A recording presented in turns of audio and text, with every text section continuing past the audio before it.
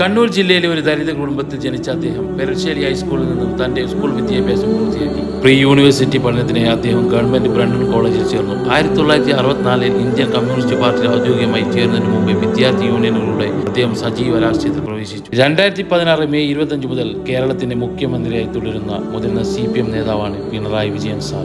നിലവിൽ സംസ്ഥാന ആഭ്യന്തര വകുപ്പിന്റെയും പൊതുഭരണവും ഉൾപ്പെടെ മൊത്തം 27 വകുപ്പുകളുടെ അധികാര ചുമതലയുള്ള മുഖ്യമന്ത്രിയാണ് പിണറായി വിജയൻ സാർ. EK നായനാർക്ക് ശേഷം കേരളത്തിൽ ഏറ്റവും കൂടുതൽ കാലം മാർക്സിസ്റ്റ് പാർട്ടിയുടെ സംസ്ഥാന സെക്രട്ടറി ആയിരുന്നിട്ടുള്ളതും പിണറായി വിജയൻ സാറാണ്. കേരള സംസ്ഥാന സഹകരണ ബാങ്കിന്റെ പ്രസിഡന്റായി പ്രവർത്തിച്ചിട്ടുണ്ട്. അടിയന്തരാവസ്ഥ കാലത്ത് 18 മാസം കണ്ണൂർ സെൻട്രൽ ജയിലിൽ രാഷ്ട്രീയ തടവുകാരനായിരുന്നു. 1970 കേരള നിയമസഭാ തെരഞ്ഞെടുപ്പിൽ 26ാമത്തെ വയസ്സിൽ കൂത്തുപറമ്പ് മണ്ഡലത്തെ പ്രതിനിധീകരിച്ച് ആദ്യമായി കേരള നിയമസഭയിൽ അംഗമായി.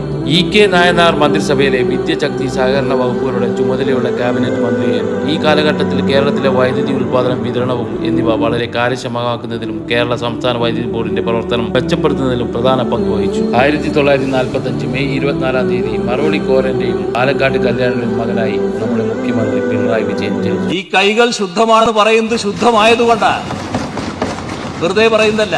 നമ്മുടെ മുഖ്യമന്ത്രി പിണറായി വിജയൻ സാറിന് എല്ലാവിധ ആശംസകളും നേർന്നുകൊണ്ട് നിങ്ങളുടെ സ്വന്തം പയ്യോടി.